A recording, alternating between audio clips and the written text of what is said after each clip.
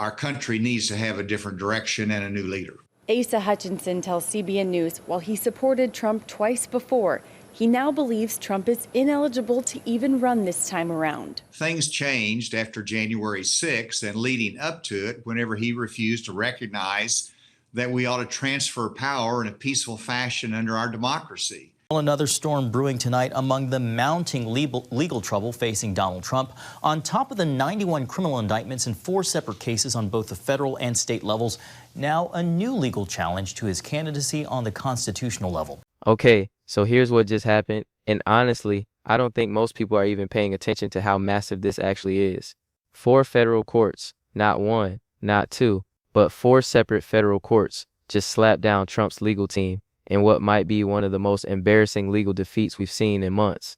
And like the way this went down, the timing of it all is absolutely wild. We're talking about rulings that came out within 48 hours of each other, October 5th and 6th, and every single judge basically said the same thing, that Trump's argument was so far outside the bounds of normal constitutional law that it didn't even deserve serious consideration. Can you believe this? The former president, now current president again, is trying to rewrite how we interpret the 14th Amendment, and federal judges across multiple circuits just said no, not happening, not on our watch. And here's the thing that's really getting me. This isn't some obscure legal technicality that only lawyers care about. This is about one of the most fundamental protections in our entire Constitution, the 14th Amendment, the one that was literally created after the Civil War to make sure everyone gets equal protection under the law and to keep people who rebelled against America out of office.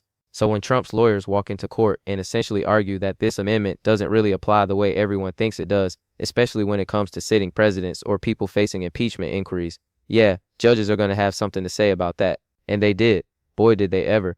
The Washington Post reported that the courts called Trump's legal argument lacking merit and contrary to long-established Supreme Court precedent, which in judge speak is basically them saying this is nonsense, complete and total nonsense. One judge even wrote in their opinion, and I'm paraphrasing here, but it's pretty close, that the 14th Amendment remains a fundamental pillar of American democracy, and efforts to undermine its protections cannot stand. Like, that's not subtle. That's a judge basically saying, we see what you're trying to do here, and we're not playing along. On the new challenges for Donald Trump include lawsuits emerging in multiple states, such as Arizona, New Hampshire, and Michigan, that seek to keep the GOP frontrunner off 2024 ballots. The legal and constitutional claim being that Trump is ineligible for office after engaging in an insurrection against the United States. And you know what's really interesting about all of this? The speed, the absolute speed at which these courts acted. When you see 4 different federal courts in different parts of the country all issue rulings within 2 days, all saying essentially the same thing, that tells you something about how far outside normal bounds this legal argument really was. Because usually, federal courts take their time, they deliberate, they write careful opinions that consider every angle. But when something is so clearly wrong, so obviously contrary to established law, they move fast, and that's exactly what happened here. Now, before we go any further, I need you to understand why Trump's team was even making this argument in the first place, because it connects to something much bigger that's been brewing since January 6, 2021. Remember that day when the Capitol was stormed, when we watched in real time as a mob tried to stop the certification of the election? Well, ever since then, there's been this ongoing debate about whether the 14th Amendment's disqualification clause, Section 3, should apply to Trump. That section says that anyone who takes an oath to support the Constitution and then engages in insurrection or rebellion can be barred from holding office again. Pretty straightforward, right? Except it's become this massive legal and political battlefield. So Trump's legal strategy here, and I'm going to be real with you, it looks like a preemptive strike, an attempt to weaken the 14th Amendment's power before it could be used against him more directly. His lawyers tried to argue that the amendment doesn't validly apply to current office holders facing impeachment inquiries, which is such a weird specific carve-out that legal experts immediately called it out as manufactured for one purpose, to protect Trump from constitutional accountability. In the courts, they saw right through it. They weren't buying it for a second. Let's dig deeper into what actually happened in these courtrooms, because the details here are absolutely crucial to understanding why this matters so much. So, October 5th rolls around, and the first ruling drops. Then October 6th, boom, boom, boom, 3 more rulings, all from different federal district courts, all dealing with essentially the same challenge that Trump's legal team had filed. The voters in a very difficult position. They'll be voting in Iowa, New Hampshire, and even on Super Tuesday without knowing the outcome of the cases. Now, here's where it gets interesting. And you really need to pay attention to this part. Trump's lawyers weren't just arguing about one specific case or one specific application of the 14th Amendment. They were trying to establish a broader principle, a legal theory that would fundamentally change how we interpret this constitutional amendment going forward. They walked into court and said, look, the 14th Amendment was written in 1868, right after the Civil War, and the people who wrote it never intended for it to apply to modern situations involving sitting presidents or recent presidents who might be under investigation or facing impeachment-related inquiries. Come on, are you kidding me? That's the argument? Because here's the thing. The 14th Amendment doesn't have a little asterisk that says, oh, by the way, this doesn't count if you're really important or if you used to be president or if applying it would be politically inconvenient. The text is pretty clear. It says what it says, and courts have been interpreting it the same way for over 150 years.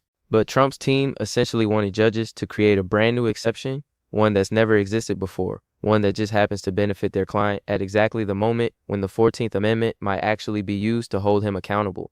And you know what? The judges weren't having it, not even a little bit. Reuters reported that the courts call this argument unprecedented and unsupported, which again, in legal language, is pretty much the strongest way a judge can say this is made up nonsense with no basis in law.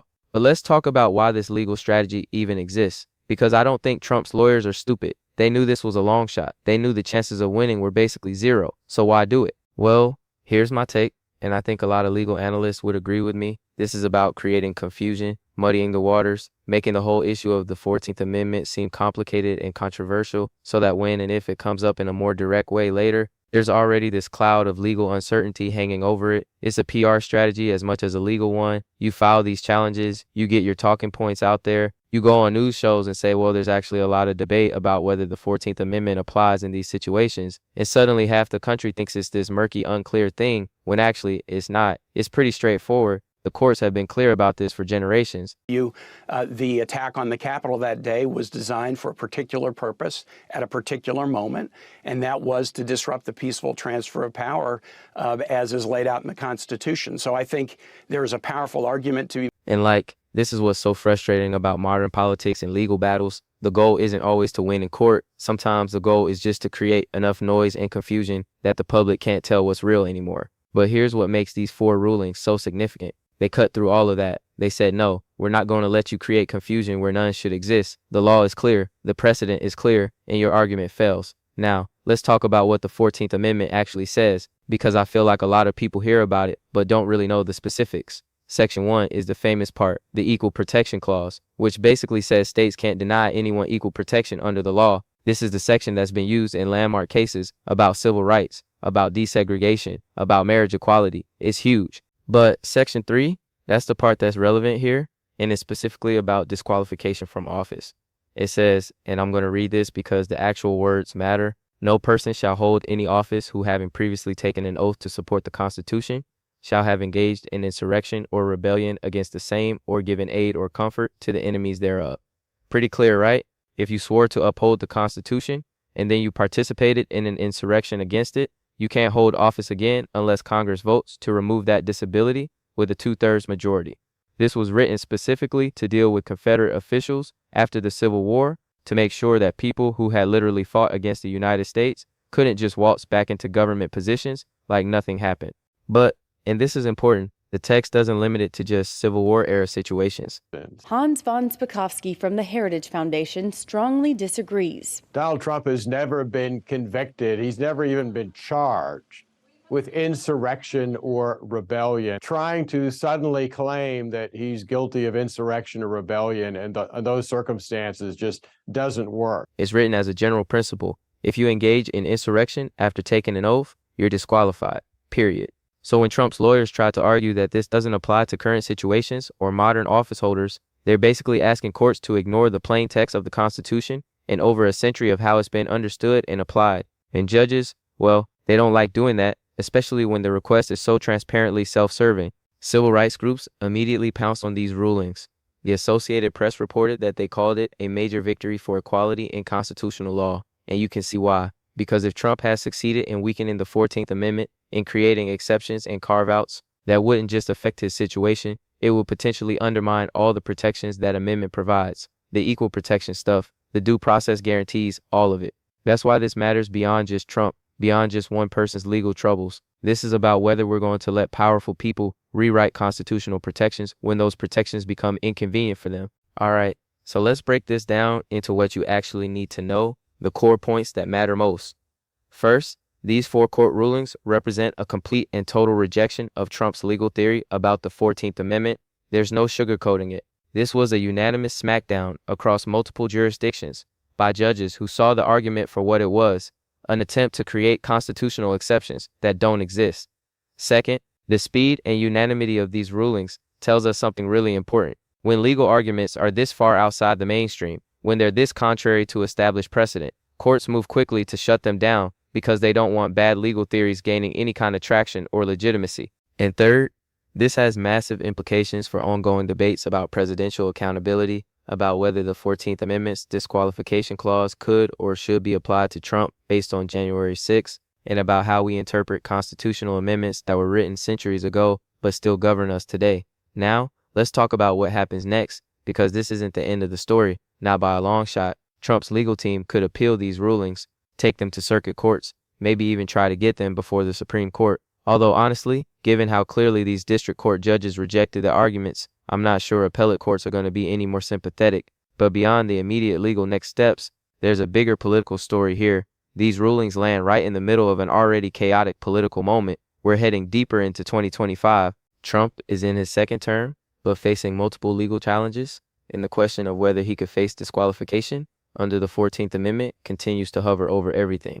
And you can see how this all connects, right? Trump's team knows that the 14th Amendment is potentially the biggest legal threat out there, so they're trying to preemptively weaken it, to make it seem complicated and controversial, to set up defenses before they're even needed. But these court rulings suggest that strategy isn't working, that judges aren't willing to play along with creative reinterpretations of fundamental constitutional protections just because it would be politically convenient. Here's what really gets me though, and this is the part that I think deserves way more attention than it's getting. We're watching in real time as the American legal system either holds firm or bends under unprecedented pressure. Every one of these court cases, every ruling for or against Trump, is a test of whether our institutions can actually check presidential power when that power is being used in ways that push constitutional boundaries.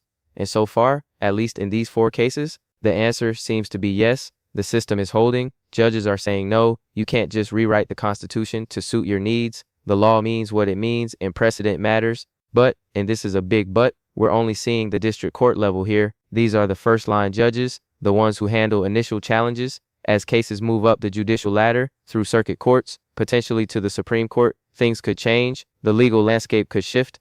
And honestly, that's what makes this moment so critical, so worth paying attention to, because we're not just watching legal proceedings, we're watching a fundamental test of American democracy, of whether constitutional protections mean anything when they're inconvenient for the powerful, of whether our system of checks and balances can survive contact with someone who's willing to challenge every norm and every established interpretation. Spakowski also believes upcoming lawsuits to keep Trump off state ballots will not work, citing prior unsuccessful efforts using Section 3 to disqualify other elected officials involved in January 6th.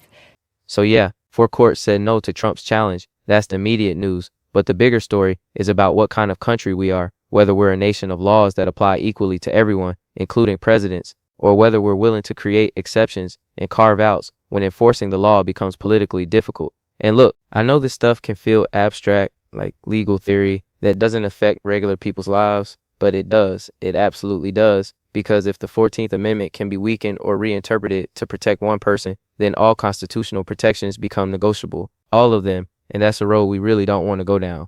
The courts seem to understand that. They seem to be holding the line, but we'll see how long that lasts as pressure continues to mount and as these cases work their way through the system. One more thing before we wrap this up, and I think this is crucial. Notice how Trump's legal strategy isn't really about winning in court anymore. It's about creating enough chaos and confusion that the public loses faith in the entire judicial system, so that when rulings go against him, he can say, see, the courts are political, they're biased, you can't trust them. That's dangerous, like really dangerous, because once people stop believing in the legitimacy of courts, once they think every ruling is just politics in robes, the whole system starts to break down, and that benefits people who want to operate outside legal constraints. In response to claims he's ineligible to run, Trump says almost all legal scholars claim that the 14th Amendment has no relative legal basis for the 2024 presidential election and calls this another trick used to seal another election. These 4 judges By ruling quickly and unanimously, by calling out the legal arguments as meritless,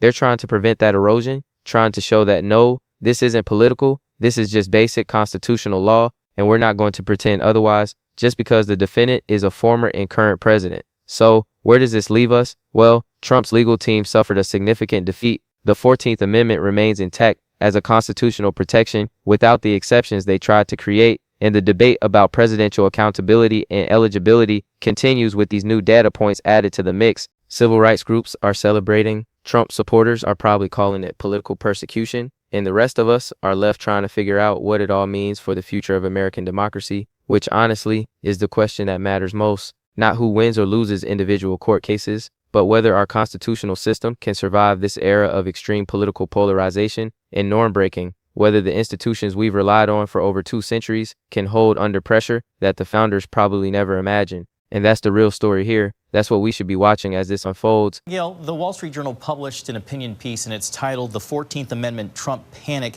They lay out some arguments against the push to use the amendment against Trump. Not just the immediate legal victories or defeats, but the bigger pattern, the broader question of whether America in 2025 is still a nation where constitutional law means something, or whether we've entered a new phase where power and politics trump everything else. And yeah, I use that word intentionally. All right, that's what you need to know about these 4 court rulings, about Trump's failed challenge to the 14th Amendment, and about why this matters way more than just another legal headline. Stay tuned, because something tells me this story is far from over, and the next chapter might be even more dramatic than what we've seen so far.